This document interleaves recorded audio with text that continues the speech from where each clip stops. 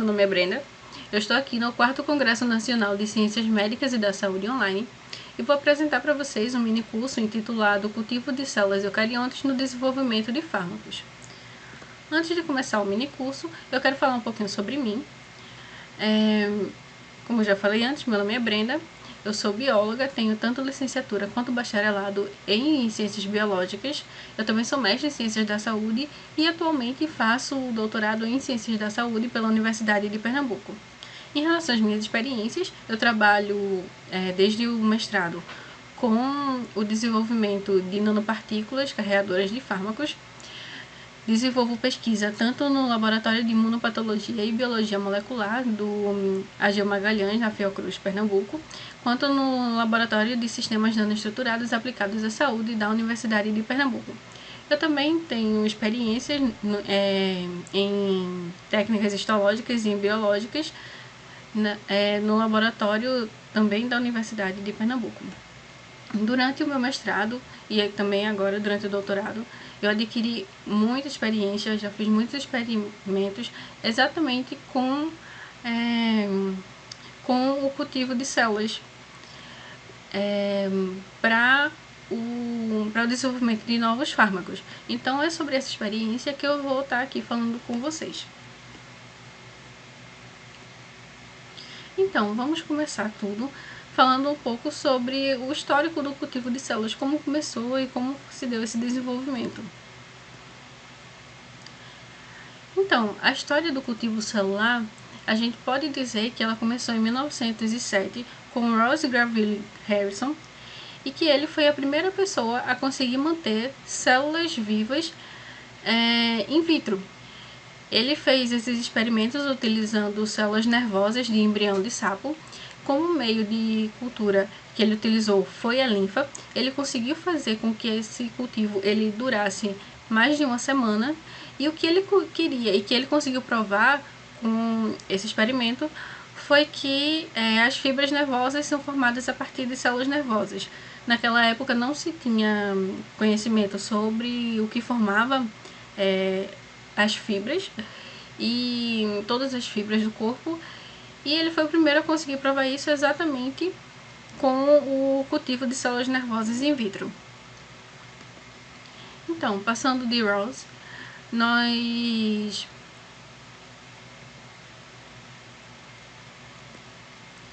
em 1912, com Alex Carrel, ele conseguiu fazer o cultivo de células cardíacas de embrião de galinha.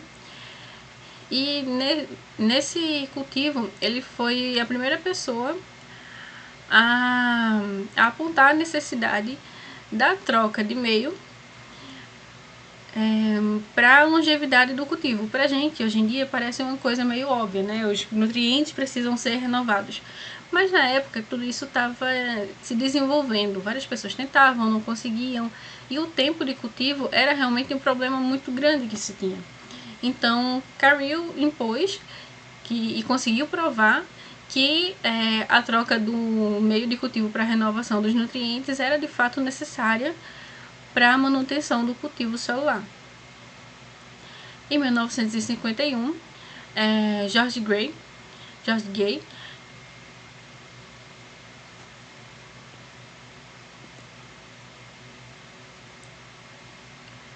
Então, em 1951, George Gray conseguiu desenvolver a primeira linhagem celular. Não foi exatamente um desenvolvimento, ele era médico patologista nos Estados Unidos, e ele teve acesso às células de biópsia de uma mulher que tinha câncer uterino, a Henrietta Lacks, e ele já tinha o costume de fazer o isolamento das células de alguns pacientes que ele recebia, exatamente tentando estender o cultivo in vitro dessas células.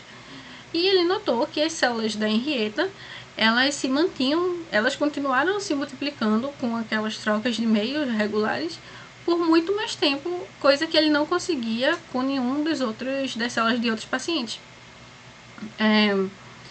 Essas células, que posteriormente foram chamadas de células HeLa ou HeLa, são a primeira linhagem celular contínua de que se tem registro, e muitas coisas envolvem a história do desenvolvimento dessa linhagem.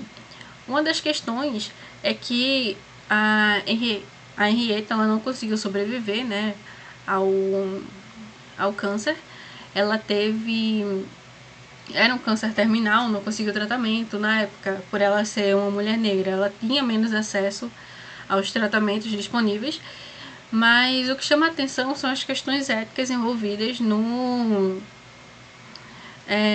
em torno dessas células, porque não houve pedido, né, a Henrietta não deu autorização para que essas células fossem usadas para fins de pesquisa, e mesmo assim elas foram utilizadas, assim como muitos outros pacientes que foram testados sem saber. Mas hoje em dia é um ponto que a gente tem de muita discussão na bioética, o caso da Henrietta. Ela já é reconhecida, mas a família tentou ter acesso legal às questões envolvendo essas células que já são amplamente comercializadas e nunca não conseguiu resultado promissor. Enfim, em relação ao cultivo e ao desenvolvimento dessa linhagem, as células HeLa, elas foram cultivadas pelo Jorge em meio suplementado com plasma de galinha, extrato de embrião bovino e soro de cordão umbilical humano. A gente já consegue notar que tem um avanço no desenvolvimento dos meios de cultura utilizados, já é um meio muito mais complexo do que foram utilizados anteriormente. As células HeLa, por serem essa primeira linhagem a ser desenvolvida, elas já são muito bem padronizadas, já são utilizadas amplamente no mundo, e entre essas utilizações estão a produção de vacina contra a poliomielite em 1952, a descoberta e classificação funcional de genes envolvidos na mitose, citocinese e endocitose, estudos de clonagem, quimioterapia, mapeamento gênico e fertilização, além de estudos envolvendo essas células, foram responsáveis por relacionar os mecanismos moleculares de ativação do HPV e a indução de câncer cervical. Hoje em dia, essas células continuam sendo amplamente utilizadas, como eu falei, mas principalmente em estudos relacionados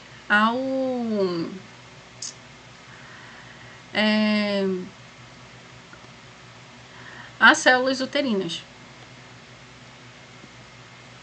Posteriormente, em 1957, houve o Thomas Donnell. Ele foi o primeiro a tratar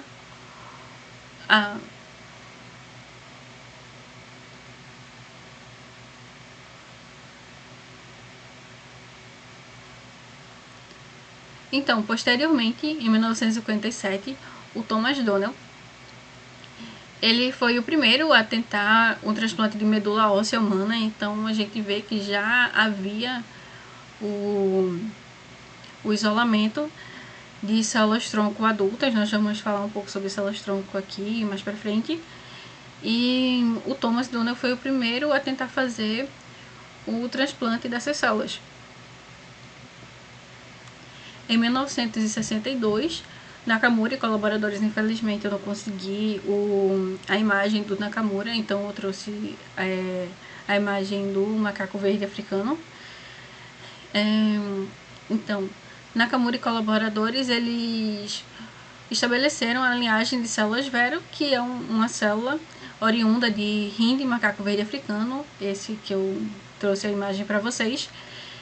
E essa célula é amplamente utilizada hoje em dia, é uma das mais utilizadas em pesquisa no mundo, exatamente porque ela é uma das poucas aprovadas pela OMS para testes imunobiológicos de uso humano, para a produção de vacinas. Ela foi utilizada na produção da vacina antirrábica, de sarampo, poliomielite, no desenvolvimento das vacinas contra o coronavírus, elas também foram utilizadas.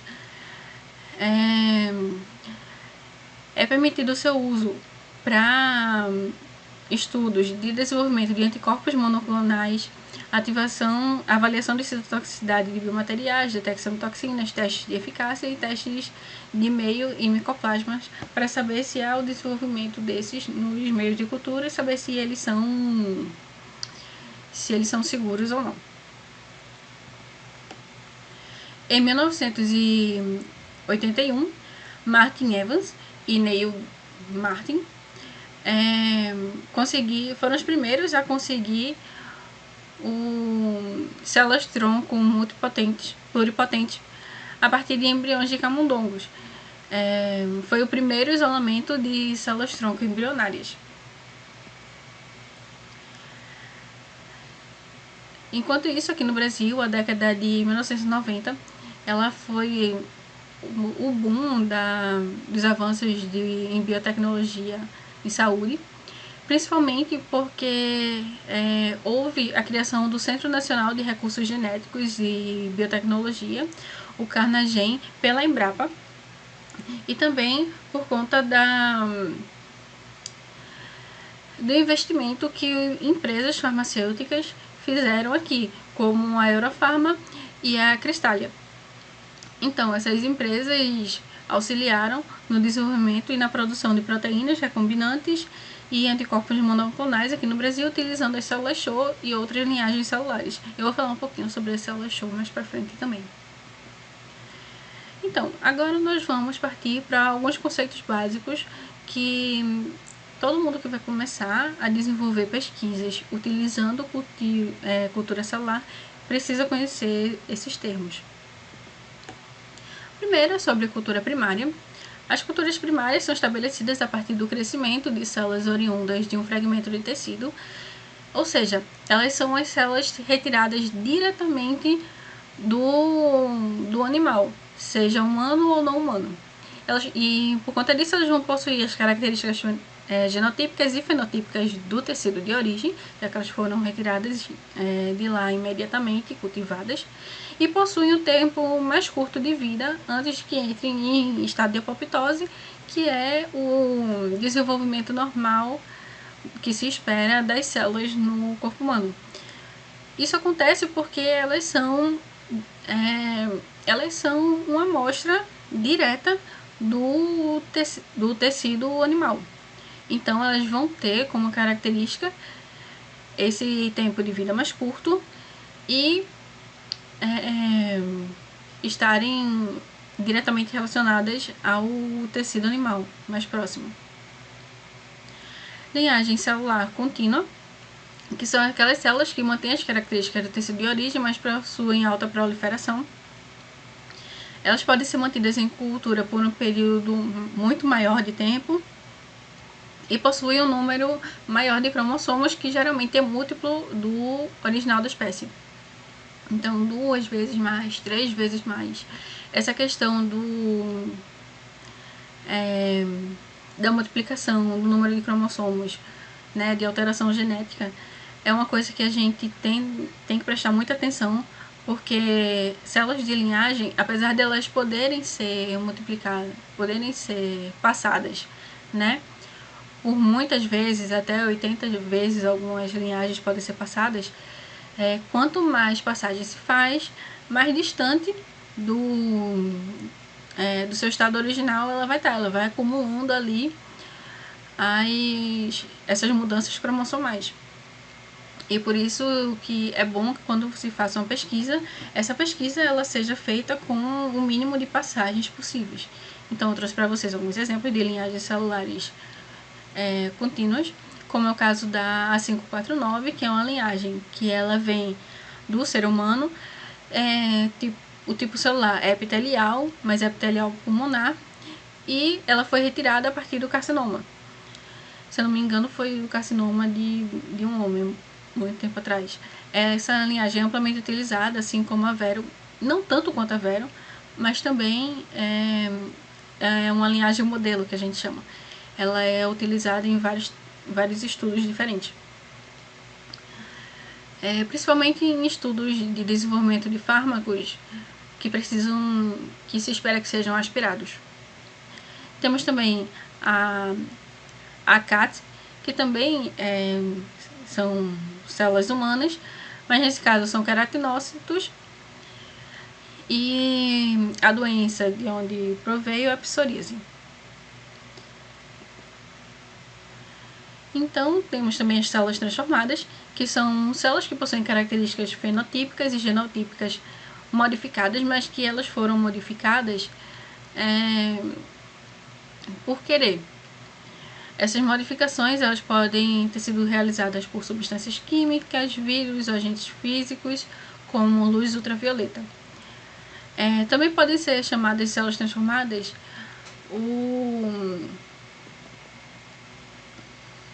células transformadas por câncer, por exemplo. Uma linhagem que eu trouxe para vocês de células transformadas são as células CHO, que são células de hamster chinês. Elas são provenientes de ovário e elas não tiveram nenhuma e elas não provieram de nenhuma doença. Outro conceito importante é o conceito de células aderentes e não aderentes. O que são células aderentes? Células aderentes elas são oriundas de tecidos duros e que necessitam de ancoragem. Basicamente, são todas as células de todos os órgãos que nós temos, com exceção das células sanguíneas. Por quê? Como elas estão acostumadas a estarem formando um órgão, elas vão necessitar da aderência para que elas consigam desenvolver o seu metabolismo como esperado. Então, aqui eu trouxe para vocês o exemplo das células Vero, que são células de rim, então elas necessitam de aderência, e aí, como vocês podem ver, elas têm esse formato aqui meio estrelado, e que é característica da Vero. Esse formato das células, ela muda de acordo com a célula. Então, é importante que isso também seja analisado quando você está vendo lá na garrafa de cultivo, para ver também se tem alguma coisa errada com a célula. Então, cardiomiócitos, eles vão ter aquele formato mais delgado de uma célula muscular. A Vero, ela tem esse formato de estrela, e outras células vão ter formatos específicos. Como eu falei da garrafa, aqui tem uma garrafa de cultivo, que eu estou mostrando para vocês. Ela tem aqui, como vocês podem ver, ela tem essa curvinha, que precisa ter para manter, para reduzir a chance de contaminação. E isso em vermelho aqui é o meio de cultivo. Nesse canto aqui estão as células aderidas, como vocês podem ver nessa imagem. Então, as células não aderentes, elas são aquelas células derivadas de tecidos que não necessitam de ancoragem e podem ser cultivadas em suspensão. No nosso organismo, quais células que são não aderentes? São as células sanguíneas. Todas as células sanguíneas? Não. Os monócitos, eles precisam de aderência. Mas as demais células sanguíneas, elas são células não aderentes. Existem algumas células de linhagem transformadas que são não aderentes, que elas foram transformadas para se tornarem não aderentes por motivos específicos. E aí, por conta disso, elas não precisam de células de garrafas tratadas para aderência. O que é que acontece? As garrafas de cultivo, que podem ser, elas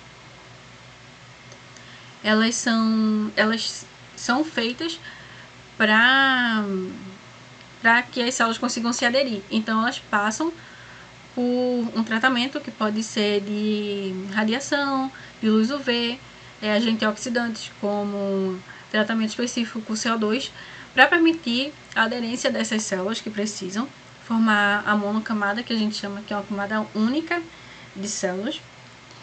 Mas elas também,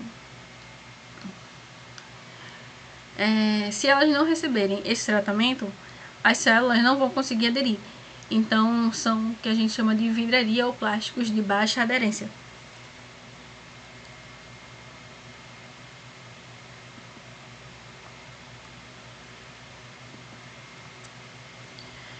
Então, em relação aos meios de cultura, Eles são os responsáveis por fornecer as substâncias essenciais para o tratamento,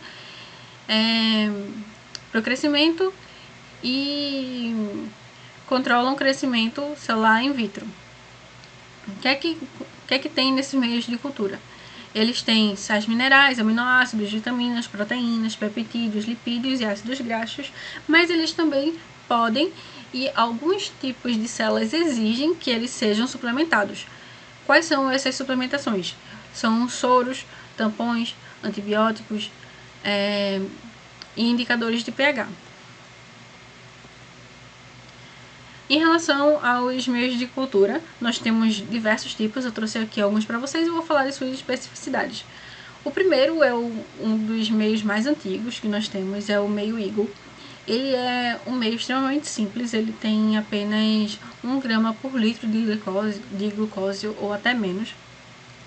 Depois, o segundo meio a ser desenvolvido foi o meio Man, que também é um meio considerado simples, embora ele seja um pouco mais complexo que o meio Eagle. Ele já contém um pouco mais de glucose, ele tem de 1 a 4 gramas por litro. Em seguida temos o meio de Man, que é aquele meio, o meio do Beckman. Ele possui mais nutrientes do que o meio Man e ele tem especificamente 1 grama por litro de glucose. E temos o de Man High Glucose, que é específico para células de crescimento rápido, e por conta dessas células precisarem se multiplicar com muita agilidade, ele vai possuir também mais glucose. Então ele é o meio que a gente tem com mais glucose de todos eles e tem 4 gramas por litro. Algumas células que são cultivadas nesse meio são células EPG2, que são células de fígado e de epitélio de fígado, e as células Vero, elas também podem ser cultivadas em meio de Man High Glucose. Vocês vão notar que algumas células elas podem ser cultivadas em meios diferentes, e isso vai variar com o meio a qual elas estavam sendo cultivadas antes. Então, se eu conseguir lá uma alíquota de célula com um grupo de pesquisa que eu tenho contato, e essa célula ela estava sendo cultivada em meio RPMI, é bom que eu continue cultivando ela em meio RPMI, mesmo que na literatura tenha outro meio. Isso porque as células elas já estão acostumadas com aquele meio. Então, se eu faço a troca, é provável que ela se sinta muito mais estressada e até comprometa o seu desenvolvimento. Então, continuando. Temos o meio RPMI, que é mais utilizado para o desenvolvimento de células imunes, mas ele não é utilizado só para isso. Eu já vi células Vero serem cultivadas em meio RPMI. Também vi células Vero sendo cultivadas em meio de Man ou de Man High Glucose. Então, existe essa variação. Ele é um meio que possui 2 gramas por ml de glucose. Temos também meios especiais. São meios específicos para finalidades específicas, como por exemplo o meio XF, que ele é um meio específico para estudos de metabolismo energético. Ele não tem glutamina na sua composição, nem glucose. Temos também o meio neurobasal, que é um meio que é específico para o desenvolvimento de células nervosas, e ele não necessita da suplementação com soro, mas nesse caso ele vai ser suplementado, ele precisa ser suplementado com fatores de crescimento. Uma questão é que os meios eles vêm prontos para serem usados, mas é de bom tom que eles sejam suplementados para que as células elas cresçam com mais, elas tenham mais nutrientes para seu desenvolvimento. Então, a suplementação muitas vezes é feita com soro, a gente vai ver sobre isso, mas ela também pode ser suplementada no lugar do soro com fatores de crescimento. Então, como escolher o tipo de e-mail correto para a sua cultura? O tipo de e-mail correto a gente vai saber baseado em duas coisas. Uma é a análise de literatura, você vai lá ver nos artigos como é que essas células vêm sendo cultivadas e que elas se desenvolvem melhor, principalmente para aquela finalidade de pesquisa que você pretende fazer. E também para analisando no banco de células. Existem diversos bancos de células e muitos deles têm as informações das linhagens e como tratar essas linhagens durante a pesquisa online. O banco de células mais conhecido no mundo é o ATCC, ele é um banco estadunidense, amplamente reconhecido. E outro deles é o ECAC, que é um banco europeu. O Cryoholdco é um banco que ele tem sede no México, um banco de células. O DSMZ é alemão. E aqui no Brasil nós temos o Banco de Células do Rio de Janeiro, que além de fazer essa questão de ter células para serem vendidas,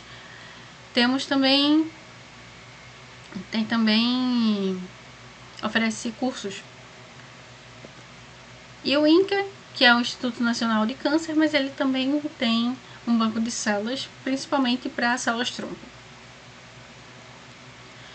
Agora, em relação à suplementação do meio, como eu estava falando antes, então os meios eles podem ser suplementados com antibióticos e antimicóticos, e aí os mais comuns são gentamicina, streptomicina e penicilina.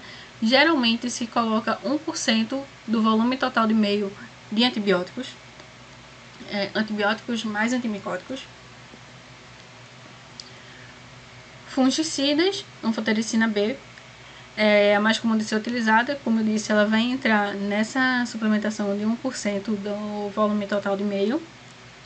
Os aminoácidos, esses aminoácidos, como a L-glutamina, ela não é necessária em todos os cultivos, mas algumas células precisam da suplementação de antibióticos, como a H9C2, que é uma linhagem de cardiomiócito, ela necessita da adição de antibióticos no meio, senão ela não vai se desenvolver, ou não vai se desenvolver como deveria se desenvolver. Antibióticos e antimicóticos, tem alguns pesquisadores que preferem não colocar, porque se diz que está distanciando o meio de cultivo das condições que seriam essenciais.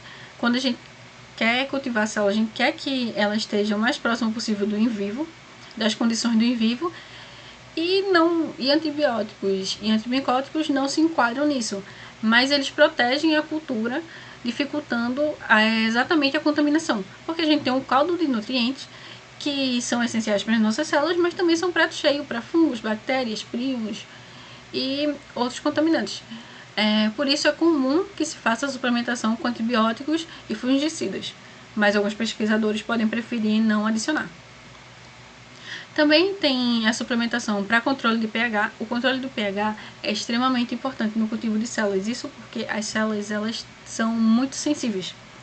Então, um tampão muito comum que se faz, que se adiciona, geralmente ele já vem no meio de cultivo, é o bicarbonato de sódio ou o EPS, para quando existem algumas linhagens que elas não se desenvolvem bem quando há bicarbonato de sódio no meio. E aí você pode usar o EPS, ele é mais caro, mas você também pode comprar um meio que já seja preparado e aí não tem que fazer adição de nenhum deles. Quando a gente faz o cultivo de células e mantém na estufa, a gente já adiciona na atmosfera 5% de CO2, e um dos motivos é exatamente para fazer esse controle de pH. O CO2 ele vai interagir com o bicarbonato de sódio e vai manter o controle do pH entre 7 e 7,6. É claro que quando tem o metabolismo celular, esse pH ele vai mudando, e essa mudança que é visível, você tem muitas vezes um meio avermelhado e ele vai ficando rosado e depois amarelado. Essa variação de cor acontece por conta do vermelho de fenol, que é o indicador de pH. Aqui muitos meios ele já vem também. E é uma variação comum por conta do metabolismo celular. Agora, a suplementação mais comum que a gente tem, que é a suplementação com soro fetal. O mais comum dos soros fetais a serem utilizados é o soro fetal bovino, mas também é possível conseguir fazer suplementação com soro equino e soro humano. Varia muito de custo e também de você ter uma linhagem que ela necessite daquela suplementação em específica. Mas o mais utilizado, o mais comum e o mais barato é a suplementação com o soro fetal bovino. Esse é um ponto de muita discussão envolvendo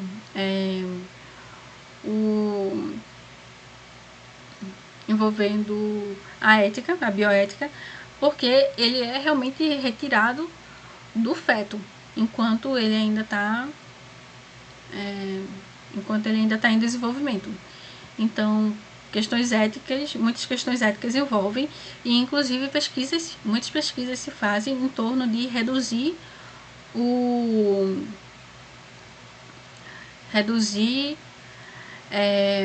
uso de soro e trocar essa suplementação por outra suplementação artificial, mas que contenha os mesmos nutrientes sem que seja necessário usar soro fetal. Então, o que é que contém esse soro? Ele contém metais traço, fatores de crescimento, proteínas, peptídeos, nucleosídeos, lipídios, hormônios, dentre outros, que vão aproximar o meio do que seria em vivo.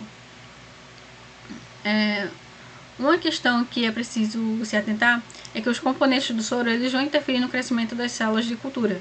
Então, alguns grupos de pesquisa podem notar que quando houve troca do lote do soro, houve diferença no crescimento celular para células mais sensíveis. Isso porque, como ele é extraído do animal, vai haver diferença de animal para animal, de momento de coleta para momento de coleta. Então, essas quantidades de metais traço, fatores de crescimento, não são batidos para cada um dos lotes, vai ter variação. Em relação à segurança laboratorial, cultivos de célula eles são feitos no mínimo em laboratórios com nível de biossegurança 2. O nível de biossegurança laboratorial ele vai variar principalmente do tipo de pesquisa que está sendo desenvolvido com as células, então dos agentes que estão junto com as células. Mas se necessita pelo menos do nível de biossegurança 2, principalmente por conta da contaminação do cultivo. Então, para evitar que o cultivo ele se contamine, como eu disse, é uma sopa de nutrientes, e que com facilidade se tenha proliferação de fungos, bactérias e outros. Então, se faz necessário, no mínimo, um nível de biossegurança 2. Mas o que é que isso significa? Então, no NB2, ele vai estar relacionado a agentes de moderado risco individual e limitado para a comunidade, que são aqueles agentes que vão provocar infecções para as quais existem medidas profiláticas e terapêuticas conhecidas. O laboratório ele não precisa estar separado das demais dependências do orifício. O pessoal precisa de treinamento básico específico para o treinamento de agentes patogênicos. O acesso ao laboratório deve ser limitado durante os procedimentos operacionais, e os procedimentos podem ser conduzidos em cabines de segurança biológica na bancada. Mas como a gente está falando de cultivo celular, o cultivo celular precisa ser feito dentro da cabine biológica para evitar a contaminação. Então, os EPIs necessários um jaleco específico para o capote, né, específico para cultivo celular, luvas, toucas, máscaras e propé. Quando o cultivo ele precisa ocorrer no nível de segurança 3. Isso vai acontecer por conta dos outros agentes para os quais você está testando aquele medicamento, ou seja lá o que for, que envolve o cultivo celular. Então, são agentes com alto risco individual e moderado risco para a comunidade, que tem transmissão principalmente por via respiratória e que causam doenças potencialmente letais. O laboratório ele precisa de uma área de acesso específica e que tem ambiente selado e fluxo de ar unidirecional. O pessoal precisa ter treinamento específico para esses agentes patogênicos e potencialmente letais. Todos os procedimentos que envolvem a manipulação do material infeccioso devem ser conduzidos dentro da cabine biológica e os manipuladores devem usar roupas de proteção individual específicas. Aqui o capote ele vai ser substituído por esses macacões que tem o capuz.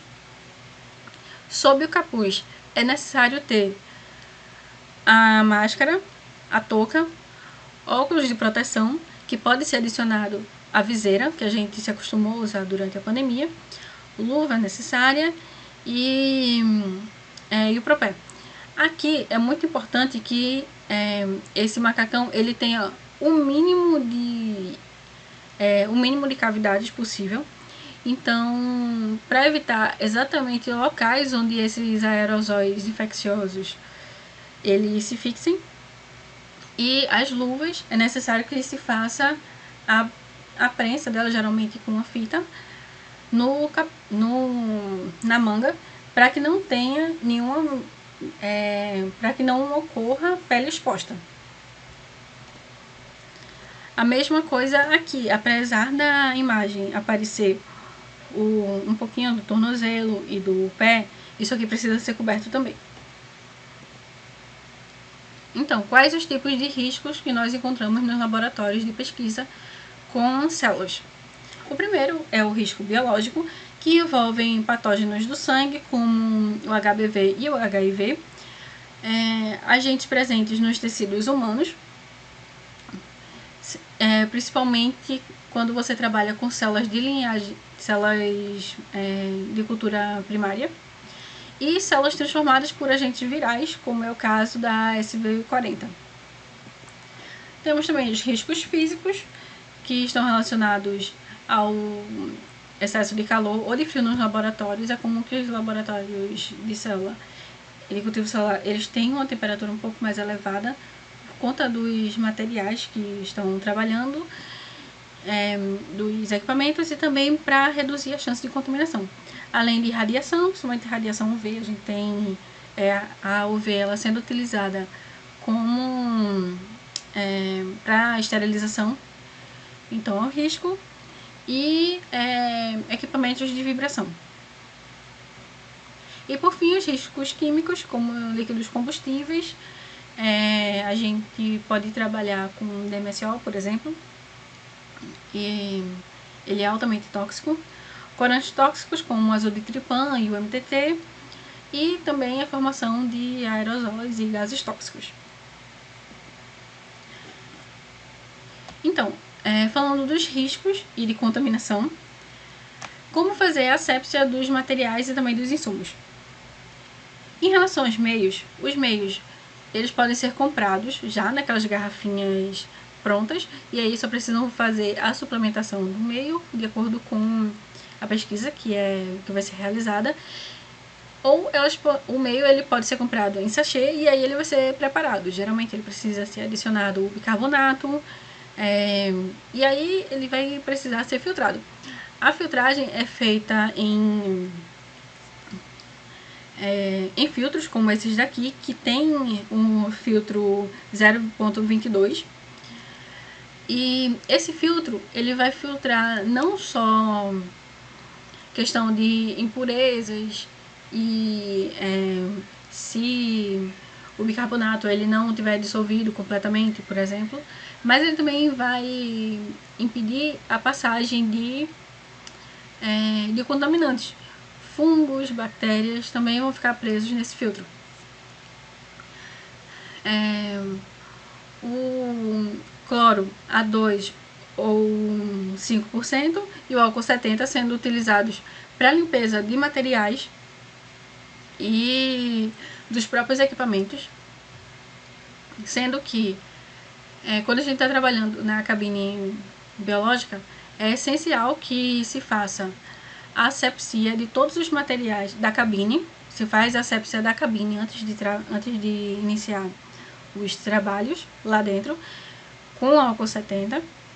Em seguida, os materiais que vão entrar na cabine biológica, eles precisam também ser muito bem limpos com álcool 70. E depois disso a gente tende a passar a luz ultravioleta. Posteriormente a isso, todo material que vai entrar na cabine depois da luz UV precisa ser muito bem limpo com álcool 70 novamente, além das mãos com luvas também precisarem passar por álcool 70 de vez em quando.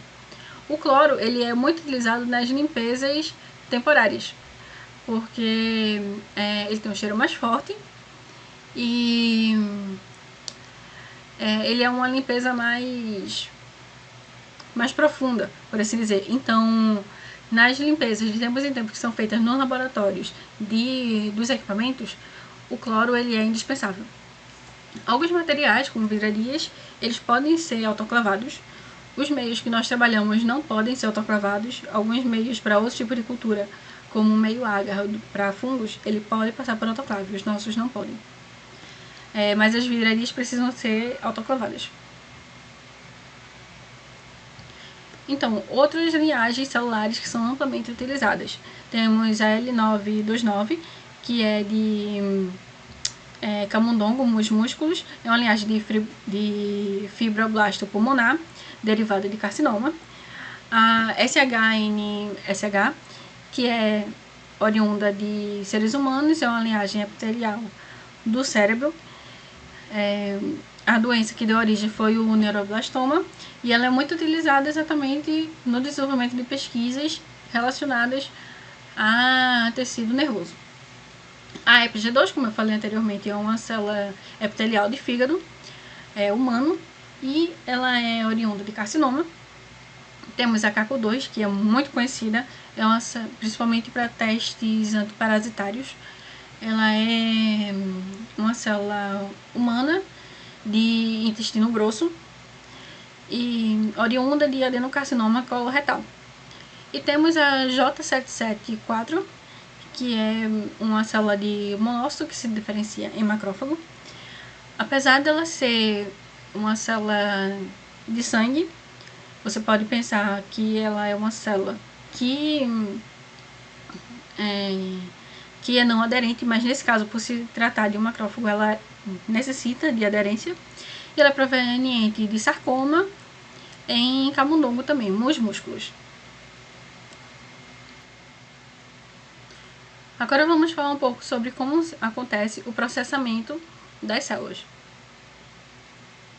Então, a primeira coisa que precisa ser feita é a manutenção do cultivo celular, que também pode ser chamado de passagem celular,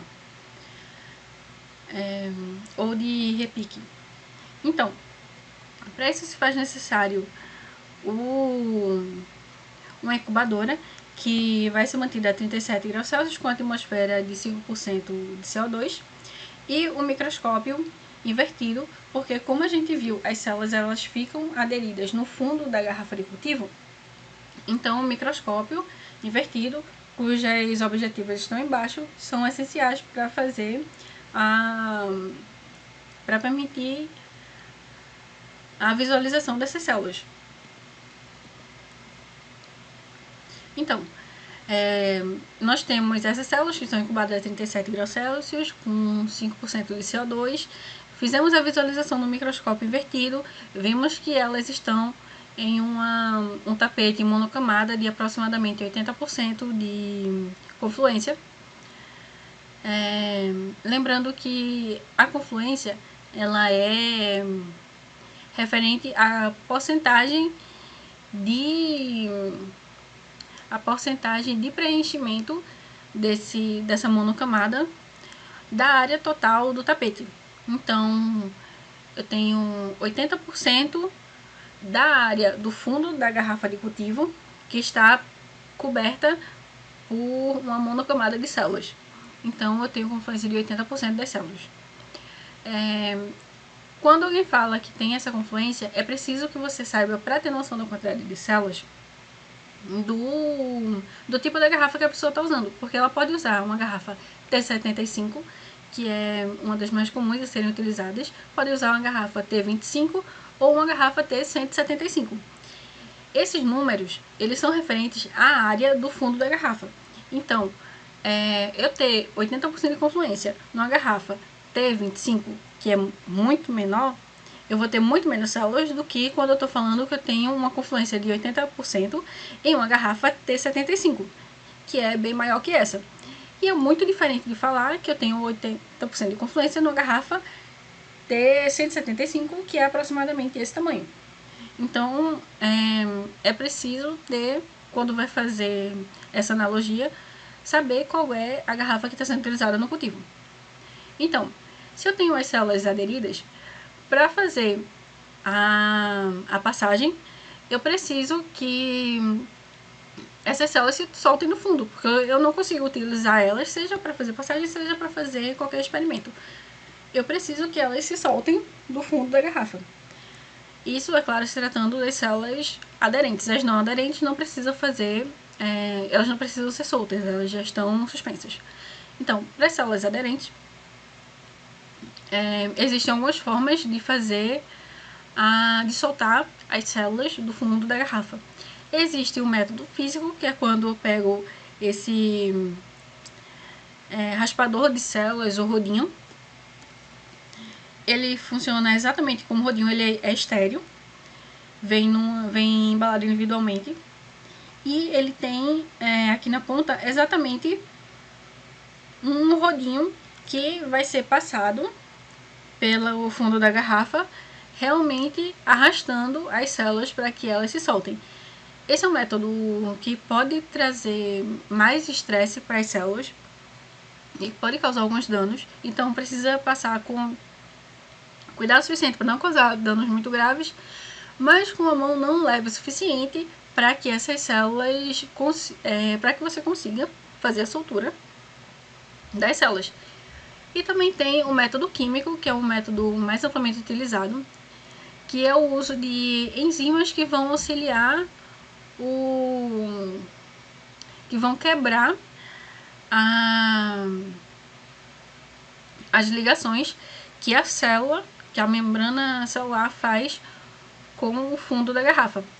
A mais comum a ser utilizada é a tripsina, e ela pode conter ou não EDTA. EDTA é uma substância que ela vai auxiliar a tripsina a fazer a quebra dessas ligações entre a membrana celular e a garrafa. Então, aqui eu trouxe para comparar com vocês. Na primeira imagem nós temos células Vero aderidas, então a gente pode ver aqui que ela tem esse formato estrelado da célula Vero aderida. E quando ela fica suspensa, o que acontece? Depois que eu passo a tripsina, por exemplo, vamos fazer a separação química.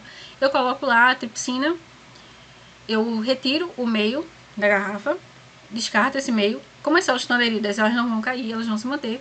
Faço a adição de tripsina. A tripsina ela vai cobrir essas células e eu preciso colocar essa garrafa na incubadora a 37 graus, porque a enzima tripsina que precisa estar a 37 graus para conseguir fazer sua atividade. Então, depois de 5 a 10 minutos de atividade da tripsina, eu pego a garrafa e vou poder olhar no microscópio invertido. A visão que eu vou ter, que eu espero não ter, não é de células aderidas, mas de células já suspensas, como é esse caso aqui. Então vocês conseguem ver que as células, elas estão em formato, não estão mais nesse formato, estão no formato de de bolinhas mesmo, né?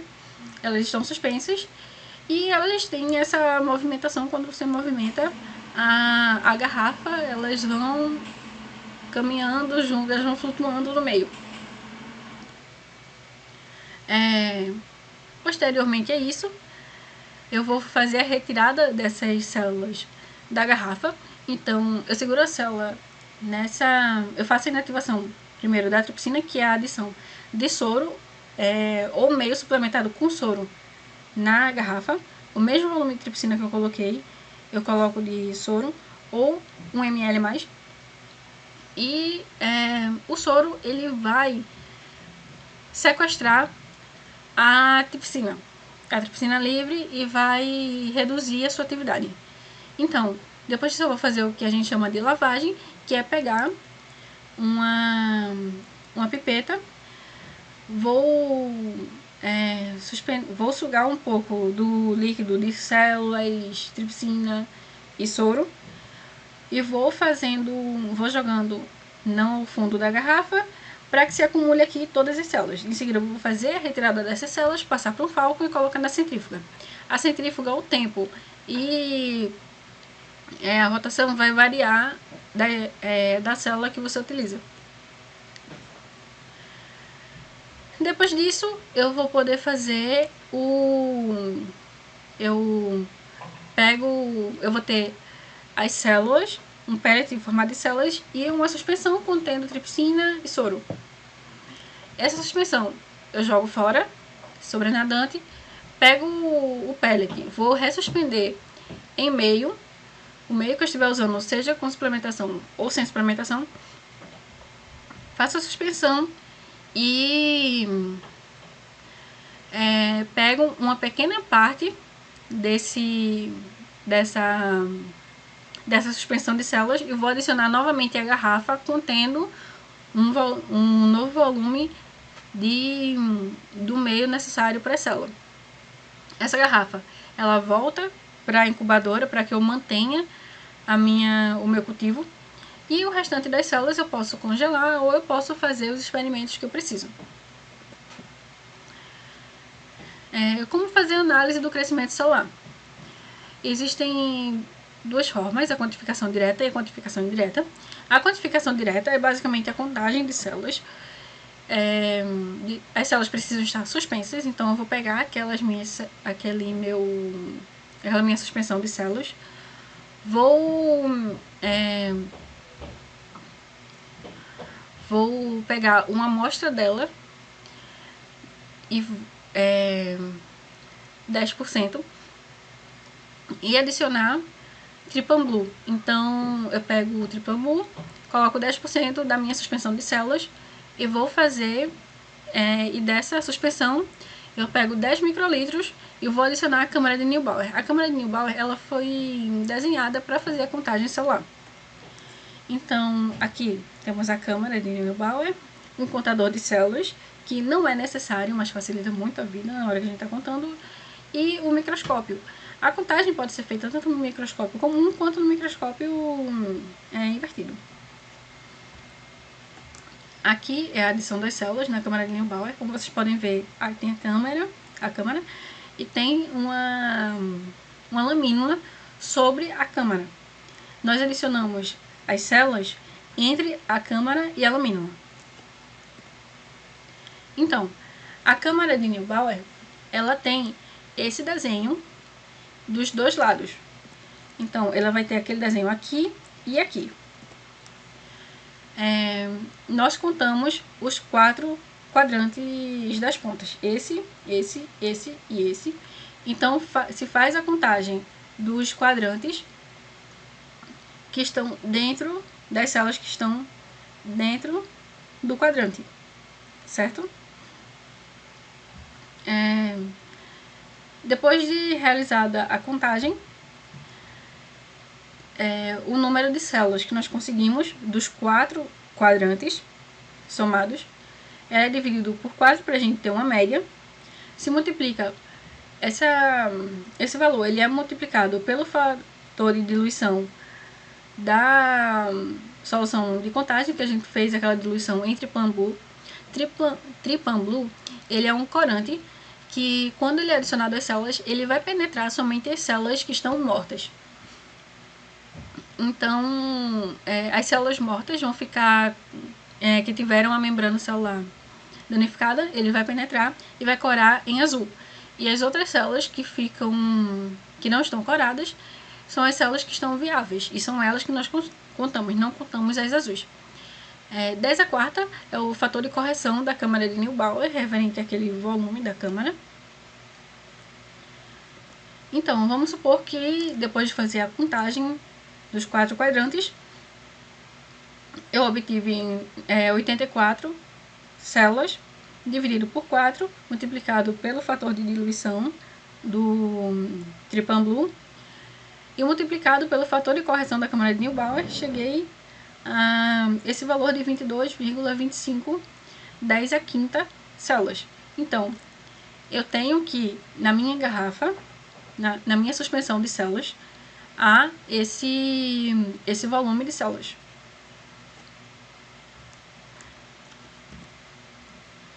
Esse volume não, essa quantidade de células. Aqui eu trouxe para vocês para mostrar como é que ficam as células coradas por Triphan-Blue. Então, aqui a maioria das células, essas branquinhas que vocês estão vendo, são as células viáveis, as células vivas, e esses pontos azulados são células que o Triphan-Blue conseguiu penetrar. Então, são as células inviáveis, e elas não entram nesse cálculo. É importante fazer, antes de iniciar os seus experimentos, o congelamento das células para manutenção do estoque de células. O congelamento ele pode ser feito de duas formas: o congelamento rápido e o congelamento lento. O congelamento rápido ele vai utilizar nitrogênio líquido e chega a uma temperatura de menos 196 graus Celsius. São formados cristais de gelo internos dentro da célula, e pode ocorrer com muito mais facilidade o rompimento da membrana celular, ou seja, ele é mais agressivo. E o congelamento lento, ele é realizado com o auxílio de crioprotetores, vamos ver um pouco sobre eles, e chega a, no máximo, ou no mínimo, menos 80 graus Celsius. Não é utilizado nitrogênio líquido, é utilizado o freezer científico. Os cristais de gelo são formados apenas na área externa das células, e por conta dos crioprotetores ocorre a proteção da membrana. Então, falando sobre os crioprotetores.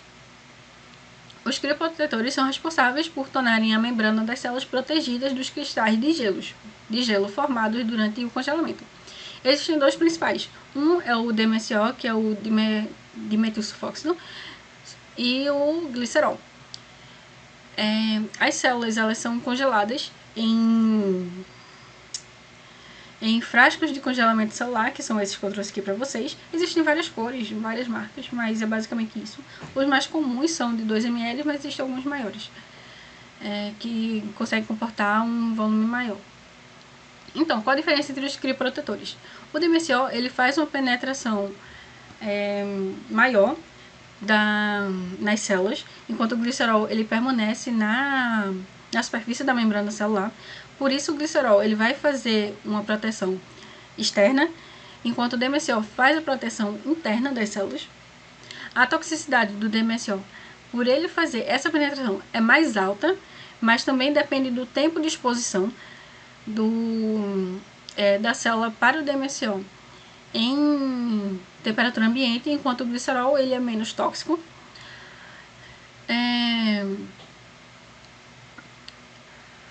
A concentração necessária para o DMSO é uma concentração mais baixa, enquanto o glicerol precisa de uma concentração mais alta. A viscosidade do DMSO também é mais baixa em relação à viscosidade do glicerol. O DMSO ele é mais utilizado para o congelamento de células eucarióticas, enquanto o glicerol ele é mais utilizado para o congelamento de bactérias, fungos e também de espermatozoides. E o descongelamento necessário para o demenciol é o descongelamento rápido, enquanto para o glicerol é o descongelamento lento. Então, o descongelamento. O descongelamento mais utilizado para células eucariontes é o descongelamento rápido, que é basicamente pegar aquele fresquinho de células congeladas, coloca em banho-maria 37 graus Celsius e não deixa ele descongelar por completo. Quando tiver quase todo congelado, aí você retira, lembrando de tomar cuidado para não deixar a tampa molhar no banho-maria para evitar a contaminação.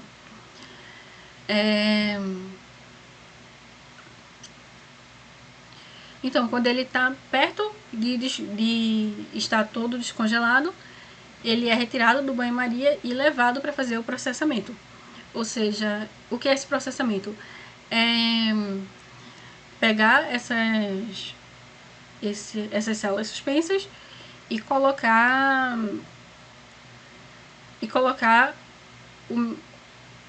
o dobro do volume de meio que essas células vão ser cultivadas, centrifugar, como a gente centrifugaria numa passagem celular, e para fazer a retirada desse sobrenadante, que contém o crioprotetor.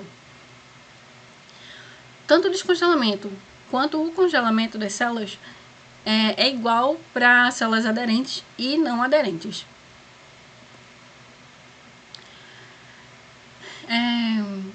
Um dos experimentos mais realizados com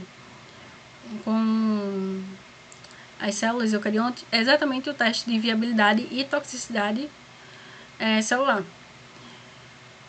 Para isso também pode ser feita a quantificação indireta. Durante o experimento é feita a quantificação indireta, que é basicamente a medição do metabolismo celular ou de macromoléculas como proteínas e citocinas. Ela pode ser feita por citometria de fluxo. Nesse caso é feita a marcação usando marcadores fluorescentes que vão marcar especificamente algumas coisas, como por exemplo o iodeto de propíleo. Ele vai marcar o DNA. Ele tem a coloração, ele vai expressar a coloração vermelha e ele só pode ser utilizado para marcar células mortas porque ele precisa da membrana danificada para fazer a penetração celular. O 7-AD, ele também vai marcar, ele é muito semelhante ao iodeto de propíleo, ele vai marcar um vermelho mais profundo. A nexina, ela vai fazer a marcação da fosfatidilcerina, que é uma proteína presente na parte interna da membrana celular, e ela não tem a coloração própria, ela vai variar com o fluoróforo que for adicionado, e por ela marcar essa proteína na área interna da membrana, ela também só pode ser utilizada em células mortas. A rodamina, que é muito utilizada, ela vai marcar a membrana mitocondrial e ela vai variar de verde a vermelho, dependendo da atividade da mitocôndria. Então, células vivas a mitocôndria tem atividade, então ela vai corar em vermelho, e células mortas, a mitocôndria não tem atividade, ela vai corar em verde. E a calceína, que também é muito utilizada, ela vai ficar presente no citoplasma das células vivas, ela consegue ser absorvida pela membrana plasmática e vai corar em verde. Então, aqui eu trouxe um exemplo para vocês de quantificação indireta, como a gente consegue ver isso nos artigos. Aqui foram utilizados foi utilizado a nexina e o 7-AD. E aí, quando a gente vê esse tipo de gráfico, o que é que a gente consegue entender disso? Aqui nós temos a anexina e aqui temos o 7-AD. Então, nesse espaço, nós temos as células viáveis. Então, nós temos as células que não foram, não conseguiram, que a anexina não conseguiu penetrar, e também não conseguiram a penetração do 7-AD. Então, elas são células viáveis, porque a gente viu que esses dois, eles só conseguem penetrar em células não viáveis. Aqui, nesse espaço, nós temos a apoptose precoce, em que nós temos a penetração de anexina, mas não temos a penetração do 7-AD.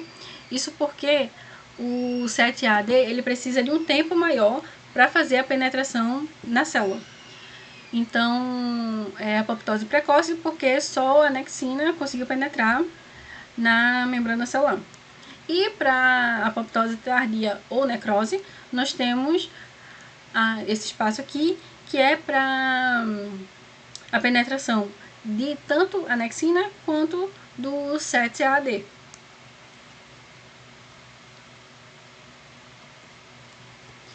E ainda outro método de quantificação indireta, ainda por citometria de fluxo, é para quantificação de citocinas. As citocinas, elas vão ser analisadas a partir dos Bridles, que são kits que nós podemos comprar para citocinas específicas. Esses Bridles são micropartículas metálicas que elas são fluorescentes e possuem anticorpos específicos para as citocinas que nós pretendemos analisar. Então, elas são adicionadas à amostra e à suspensão do meio de cultivo, e essas citocinas vão ficar presas nesses anticorpos, e o citômetro ele vai conseguir fazer essa leitura da presença ou ausência dessas citocinas e a quantificação. Outro método de quantificação indireta é com o uso de espectrofotômetro. Um método muito comum de quantificação por espectrofotometria é o MTT, em que ele é adicionado depois de feito todo o tratamento com o fármaco ou o que você esteja analisando. É feita a adição do MTT, que é o sal tetrazóleo. Essa placa, geralmente são placas de 96 poços, elas são incubadas por um tempo. Após esse tempo, o metabolismo das células vai formar mais ou menos cristais de formazan, que se houver o metabolismo celular, o tetrazóleo ele vai ser reduzido em formazan. Em seguida, como eles são sólidos, é preciso fazer a adição de DMSO ou de álcool isopropílico. Após essa adição, pode ser feita a leitura em 570 nanômetros. Esse método ele é um método que é bastante tóxico para a célula, por conta da adição do DMSO ou do álcool isopropílico. Outra opção é o Alamar Blue, que ele é a resazurina. A resazurina ela é adicionada também e ela é reduzida ou não em resolfurina. Quando ela é reduzida pelo metabolismo das células, ela vai adquirindo essa coloração rosa. E ela não precisa de adição de nada, ela pode ser imediatamente depois do tempo de incubação, para que ocorra a mudança de coloração. Ela pode ser lida em 570 e 600 nanômetros. Então, Diferenças e semelhanças entre MTT e Alamar Blue. O MTT ele é mais barato que o Alamar Blue. Ele faz a redução de sal de tetrazóleo em formazan, enquanto o Alamar Blue faz a redução de ressazurina em resolfurina. A leitura do MTT é apenas colorimétrica, enquanto a leitura do Alamar Blue é colorimétrica ou também pode ser fluorescente. O Alamar Blue ele é muito mais sensível do que o MTT. O Alamar Blue ele não é tóxico, enquanto o MTT ele é mais tóxico exatamente por conta daquela adição que eu falei de DMSO ou isopropílico, que o Alamar Blue ele não tem, e por isso o Alamar Blue, as células que passam pelo Alamar Blue, elas podem ser levadas para serem utilizadas em outros experimentos, como citometria de fluxo, por exemplo, o que o MTT não permite. O tempo de incubação do MTT é de 2 a 4 horas, enquanto o do Alamar Blue é de 1 a 4 horas. E o MTT ele é mais suscetível a interferências. Então, agora vamos falar um pouco sobre co-cultivo celular. O co-cultivo permite a interação física e ou química entre linhagens, mimetizando de maneira mais fiel os microambientes observados em vivo. Então, para o co-cultivo são usados os insertos, que são esses pocinhos que possuem uma membrana semipermeável no fundo. E esse daqui é um para, acredito que para uma placa de 12 poços. Mas ele é adicionado dentro do poço da placa. Então aqui nós temos o poço da placa, de qualquer tamanho que for. Aqui fica o inserto. E aqui é adicionada uma linhagem celular e aqui outra linhagem celular. O meio precisa cobrir tudo. Aqui eu trouxe para vocês os insertos de placas de 96 poços. Então é basicamente outra placa que vai ficar sobre a placa que nós já conhecemos.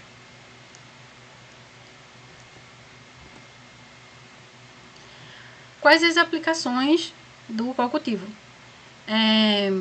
Para câncer e microambiente tumoral, porque permite estudar a influência de células estromais e imunes no desenvolvimento e progressão do câncer. Para regeneração tecidual, permite investigar a interação entre células progenitoras e células do microambiente para otimizar estratégias de regeneração e reparo tecidual. Para imunologia, para avaliar a resposta imune em um contexto mais próximo do ambiente fisiológico. E para o desenvolvimento de medicamentos, ao testar a eficácia de drogas em um ambiente mais representativo do organismo. Aqui eu trouxe para vocês uma placa real que eu utilizei com os insertos. Então ela fica assim. Ele fica sobre e dá para pegar com uma pinça.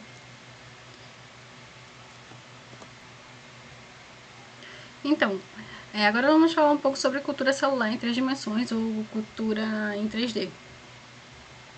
Cultura em 3D é a técnica que permite o crescimento de células em um ambiente tridimensional, simulando condições mais próximas da fisiologia do tecido natural. Existem vários tipos de cultura 3D e nós vamos ver todas elas. Então, existe a cultura em moldes, os scaffolds, em que as moléculas E quais são esses moldes? Esses moldes eles podem ser compostos por moléculas da matriz extracelular, biopolímeros naturais, polímeros sintéticos ou híbridos, cerâmicas e metais. O que pode interferir no desenvolvimento das células nesses moldes são a porosidade, composição das fibras, permeabilidade e estabilidade da matriz utilizada. Esses moldes eles podem ser moldes rígidos, geralmente poliméricos, e que vão formar estruturas fibrosas ou esponjosas compostas por materiais biodegradáveis que auxiliam em que é mais fácil executar a reprodutibilidade e facilitam a recuperação das células no fim da cultura. Aqui eu trouxe um exemplo para vocês, aqui tem as células, aqui o meio, e aqui, entre a célula e o meio, uma base de estrutura polimérica, as células ficam sobre. Também podem ser hidrogéis, em que vai interferir na composição das fibras, permeabilidade e estabilidade da matriz. As redes poliméricas hidrofílicas podem conter mais de 90% de água e ser compostas também por proteínas de matriz extracelular. As células que são embebidas em hidrogéis, elas podem simular a matriz extracelular do in vivo. O que é que acontece? Nos hidrogéis, as células elas conseguem se moldar conforme o órgão de que elas vieram. Aqui eu trouxe para vocês um exemplo em que células de glândulas mamárias formaram estruturas semelhantes a ductos ramificados ou acinos que elas formam no in vivo. Isso não é possível nas estruturas rígidas. Então, falando de modelos mecanicamente sustentados. Células de órgãos e fragmentos de tecidos utilizam um suporte que permite que os tecidos fiquem numa interface líquido-ar. Isso permite que as culturas elas mantenham características histológicas dos tecidos. Para isso podem ser utilizados os insertos, como a gente estava vendo no co-cultivo, ou outros tipos de suportes. Como elas são utilizadas principalmente para quando se faz a extração de pedaços realmente de tecidos. Você tem um órgão, faz um corte desse órgão e coloca. E esse órgão ele precisa de contato direto com o ar para troca gasosa. E aí é utilizado esses tipos de suportes. É também muito utilizado para a cocultura de queratinócitos e fibroblastos. Existem também os esferoides, que são agregados tridimensionais que secretam sua própria matriz extracelular e formam microambientes específicos, eles vão se assemelhar a nódulos tumorais não vascularizados, e por isso eles são muito utilizados por mimetizar esse tipo de tumor. Podem ser cultivados em microplacas não tratadas para adesão celular, bioreatores e sistemas de cultura microfluídica, que a gente vai ver um pouquinho mais para frente. Aqui nós temos apesar de que dele formar esses esferoides, quando eles são cultivados em poços, geralmente poços arredondados, a tendência é que a gravidade empurre para baixo, então vai ficar nessa formação. Se eu faço questão de que eles sejam mantidos no centro do meio, eu posso fazer a adição de micropartículas metálicas junto dessas células e colocar um ímã que vai suspender esses esferoides. Então, o que é microfluídica? A microfluídica ela possibilita criar um controle espacial dos fluidos, tornando os modelos 3D mais fisiológicos. Então, ocorre a regulação dos gradientes, ela permite essa regulação de gradientes químicos e, consequentemente, da formação de microambientes específicos. E ela foi utilizada no desenvolvimento dos órgãos in chip, que são microcanais que são preenchidos com meios de cultura que interligam cavidades com formatos que mimetizam os dos órgãos onde as células são retiradas. Então, as células elas vão ser cultivadas nessas cavidades e há interação entre diferentes tipos de células. Então, você pode colocar em um ponto um tipo celular, em outro ponto outro tipo celular, e elas se comunicam por conta desses fluidos. Então, possibilita o estudo toxicológico sistêmico e in vitro, e é possível exercer forças mecânicas a partir de estímulos que mimetizem os estímulos que teriam em vivo, como, por exemplo, contração cardíaca e movimentação pulmonar. Agora vamos falar um pouco sobre as implicações éticas do cultivo celular. Então, bioética. A palavra bioética ela foi primeiro utilizada em 1927 por Fritz Jaar, e ele falou que a bioética é o reconhecimento de obrigações éticas não apenas com relação ao ser humano, mas para todos os seres vivos. Posteriormente, em 1979, surgiram os princípios fundamentais da bioética.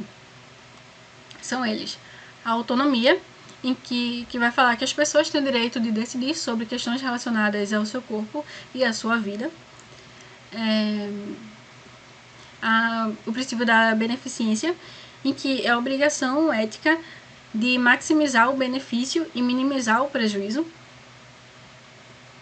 A da não maleficência, que a ação deve causar o mínimo de prejuízo ou agravos à saúde do paciente. Então, não apenas ver se aquilo dali é o melhor a ser feito, mas ver se precisa ser feito.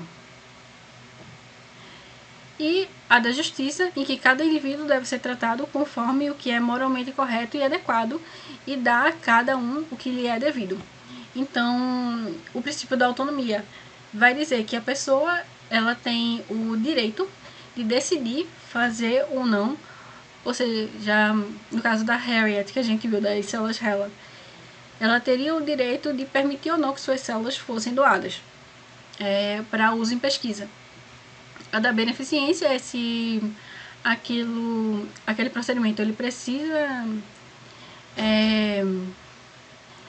ele é melhor para o paciente que ele seja executado de tal maneira do que de outra, mesmo que essa outra seja mais barata, por exemplo. Da não maleficência é de permitir que não seja feito algo para a pessoa ou para o animal se não precisa fazer. E o da justiça é em questão de equidade. Alguns precisam mais e vão ser atendidos de acordo, enquanto outros precisam menos e vão ser feitos de acordo.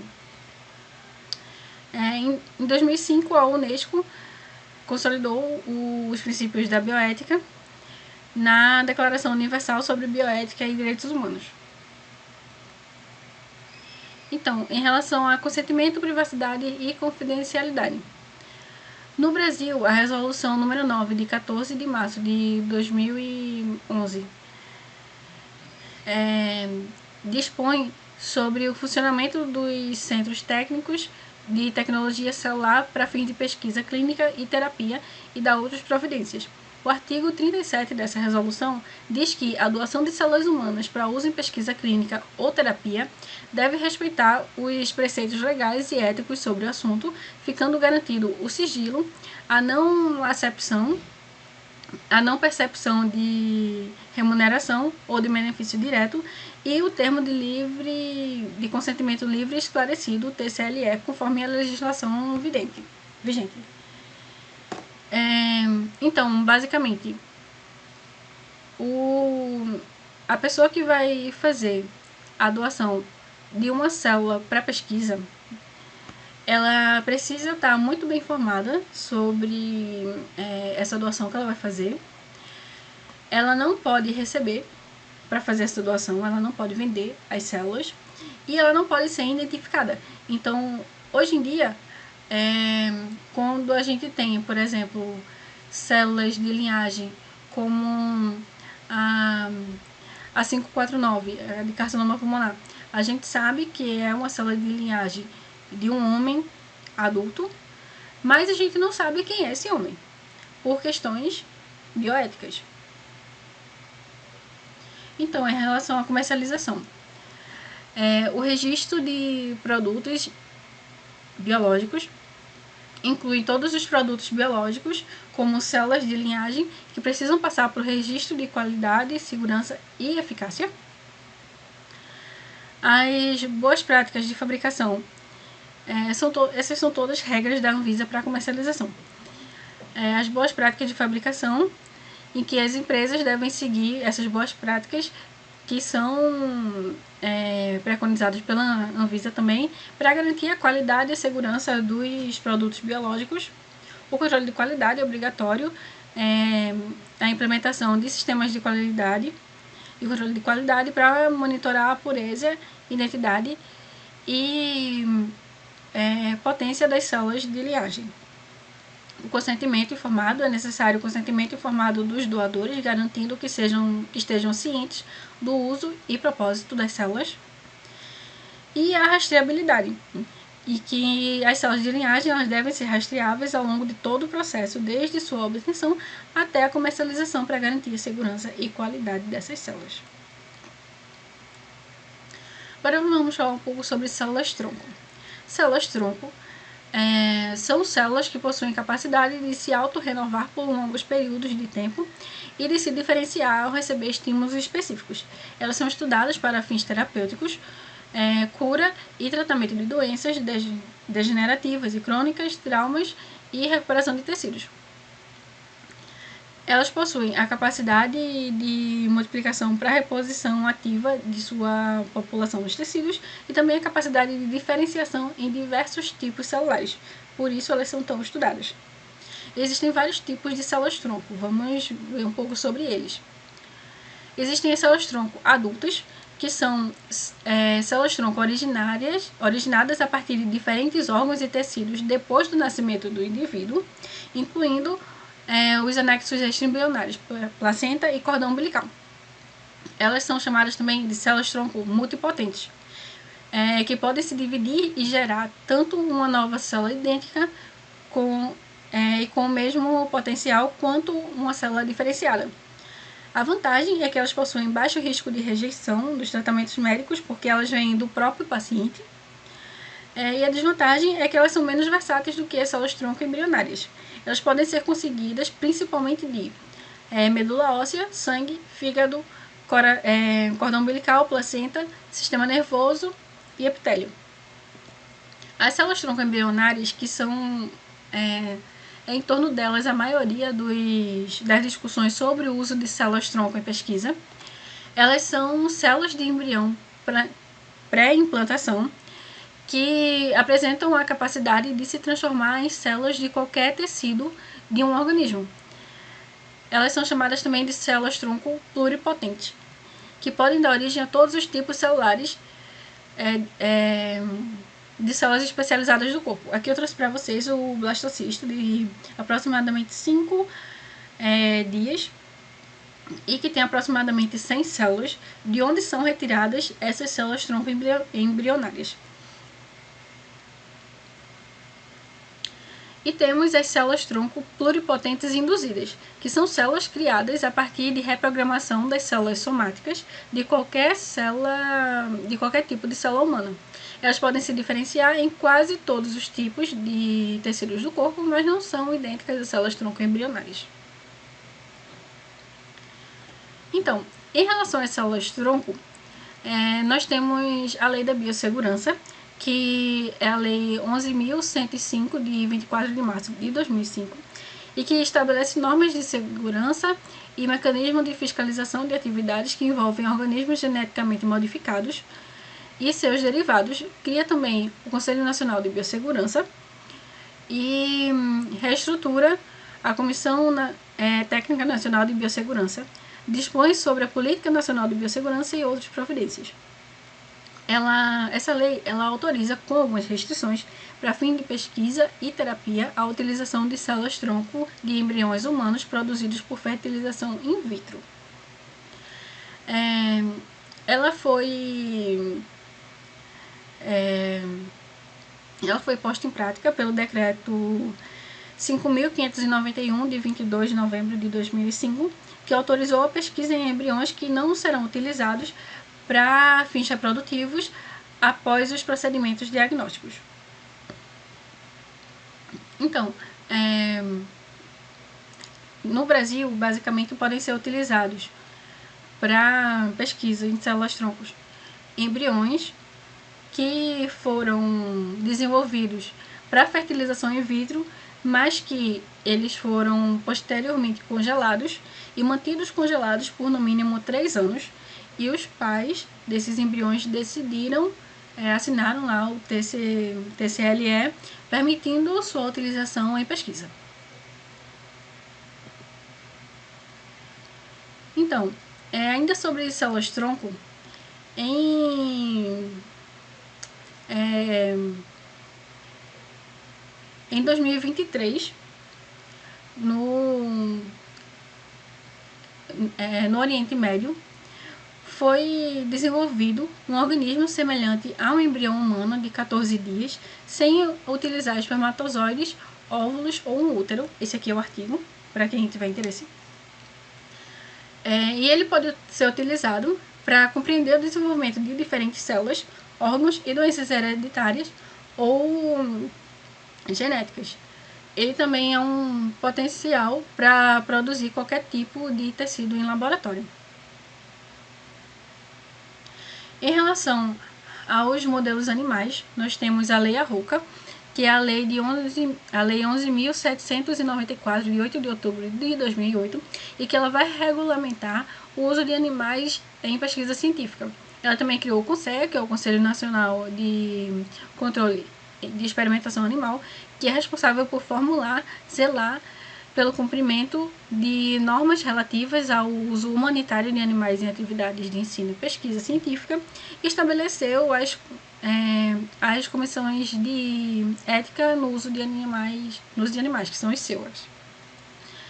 Temos também a resolução número 58, de 24 de fevereiro de 2023, que proíbe o uso de animais vertebrados, exceto seres humanos, em pesquisa científica, desenvolvimento e controle de produção de produtos de higiene pessoal, cosméticos e perfumes. Ou seja, para cosméticos não podem ser utilizados animais de pesquisa. E a lei número 15.021, de 12 de novembro de 2024, que dispõe sobre o controle de material genético animal e sobre a obtenção e o fornecimento de clones de animais domésticos destinados à produção de animais domésticos de interesse zootécnico e da outras providências. Com relação aos modelos animais ainda, nós temos a política dos 3 R's de William Russell e Rex Brunch, que apareceram pela primeira vez no livro Os Princípios da Técnica Experimental Humanitária e foram incorporados na nossa legislação. Eles são o princípio da substituição, o princípio da redução e o princípio do refinamento. Então, basicamente, o princípio da substituição diz que se há técnicas que possam substituir o uso de animais em pesquisa, então essas técnicas devem ser utilizadas. Essas técnicas geralmente são o cultivo de células, seja em 2D, seja em 3D. O princípio da redução é usar o mínimo possível de animais para a realização de pesquisa. E isso inclui não precisar repetir um experimento em vivo, que é o caso do princípio do refinamento. Então, refinar as técnicas e os ensaios para que eles não precisem ser repetidos. Agora, em relação a aplicações no desenvolvimento de fármacos. Aplicação do cultivo de células. Temos para avaliação de eficácia e toxicidade de fármacos e outros princípios ativos. O cultivo de células ele é utilizado antes dos testes in vivo e também dos testes clínicos.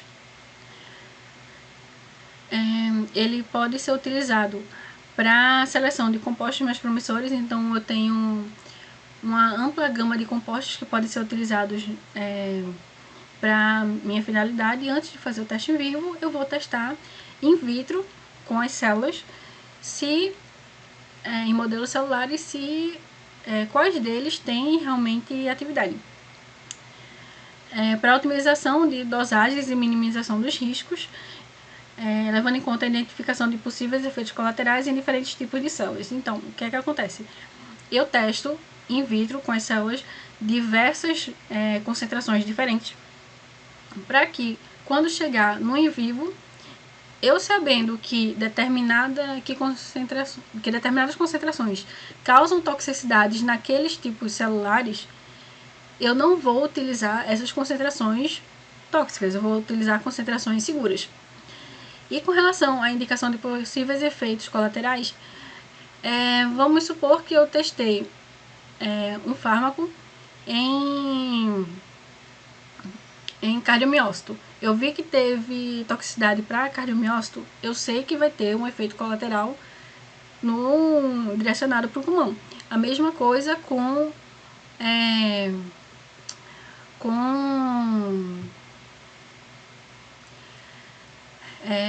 a célula EP. É uma célula de epitélio hepático. Então, se tem toxicidade para essas células, eu sei que vai ter uma toxicidade hepática envolvida nesse composto. Além de que também, como a gente já tinha visto antes, existe uma eficácia muito grande para modelos de tumor utilizando células. Nós temos muitas linhagens de tumorais de células contínuas. Existe também a possibilidade de estudos de mecanismo de ação, que vão envolver entender como o fármaco interage com células específicas no nível molecular, incluindo processos como influência do medicamento na sinalização celular, expressão gênica e a síntese de proteínas, que eu posso fazer com a análise por citometria.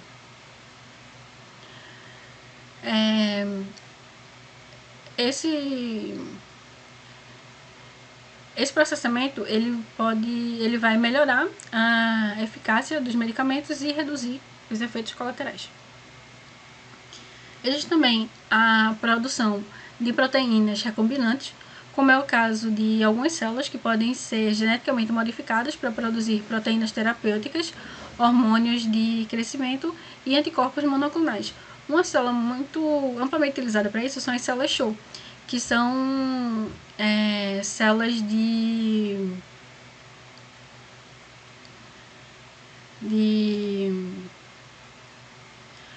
ovário de hamster chinês. Aqui são essas células. E elas foram geneticamente modificadas para a produção de somatropina e de anticorpos monoclonais. Essas células elas passaram por recombinação de DNA para a produção dessas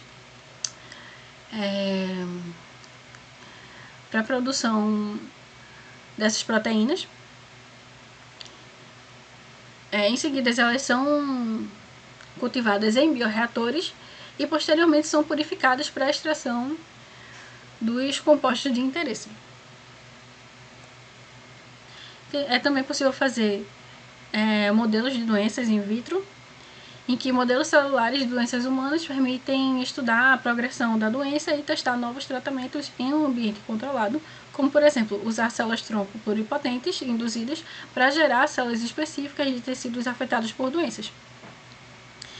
Como é o caso de usar células cardíacas para estudar cardiomiopatias e neurônios para estudar células neurodegenerativas. Também é possível fazer o desenvolvimento de vacinas e antiparasitários. No caso das vacinas, as células cultivadas elas são infectadas com vírus, que é então colhido, purificado e inativado ou atenuado para uso em vacinas. As células Vera são muito utilizadas para isso. Foram utilizadas assim contra a poliomielite e também para raiva. E os antiparasitários, elas também vão seguir a mesma linha. São células que são infectadas com os parasitas. Esses parasitas, eles vão se multiplicar das células e aí você pode fazer o teste faz o teste dos possíveis antiparasitários para ver se tem atividade para parasitas que são intracelulares. E a partir daí você faz a a seleção dos ativos. De novo, as células Vero, elas são muito utilizadas nessas pesquisas, também com o xistossoma.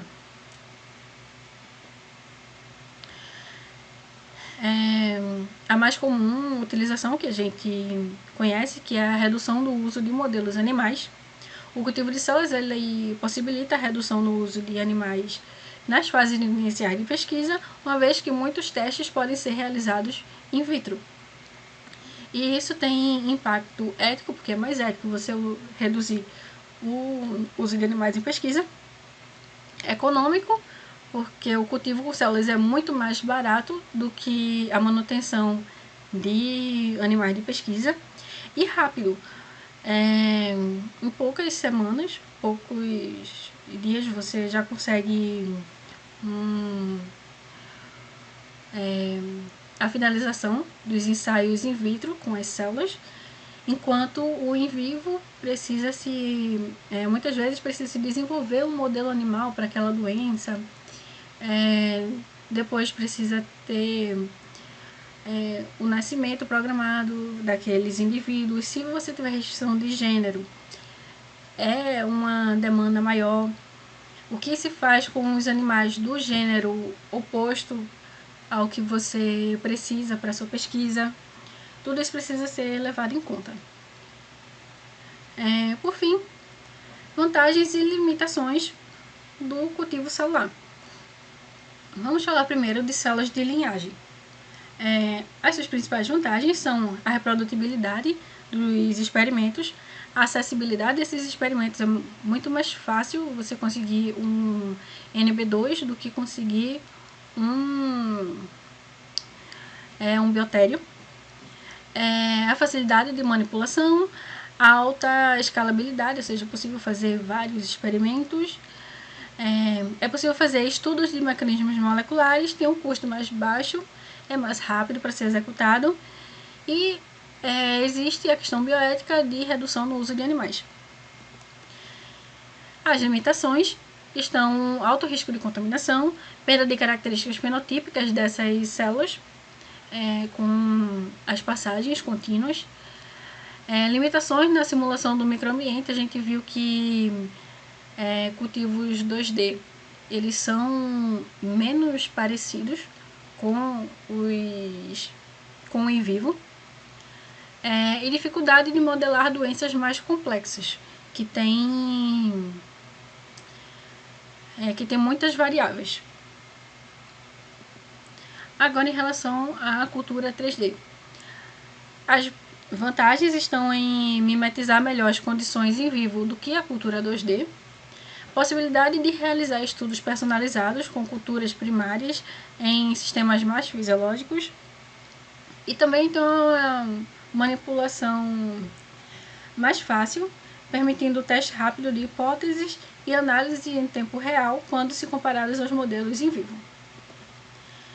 Em relação às limitações, estão: escolha do modelo impacta os resultados obtidos.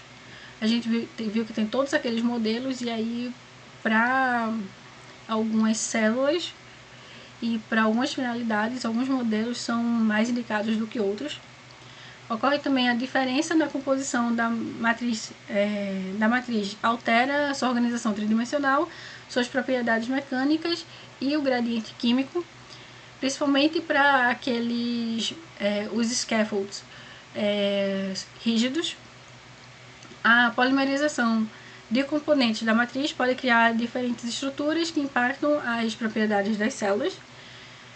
É necessária a padronização dos modelos com critérios bem definidos para reduzir a variação nos resultados. O custo é mais elevado do que a cultura 2D. Ocorre também a ausência de métodos de avaliação em larga escala dos resultados. Ainda precisam ser desenvolvidos muitos métodos para isso. E tem limitação temporal em relação ao in vivo, porque na cultura 3D, assim como na cultura 2D, é observado um episódio específico, enquanto no in vivo existe a progressão de vários acontecimentos diferentes. E mesmo modelos mais complexos em 3D são mais simples do que os observados em vivo.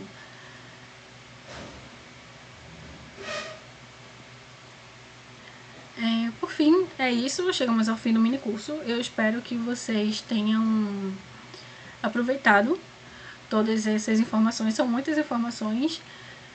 Para dúvidas, vocês podem me contatar pelo e-mail aqui. E é isso. Muito obrigada.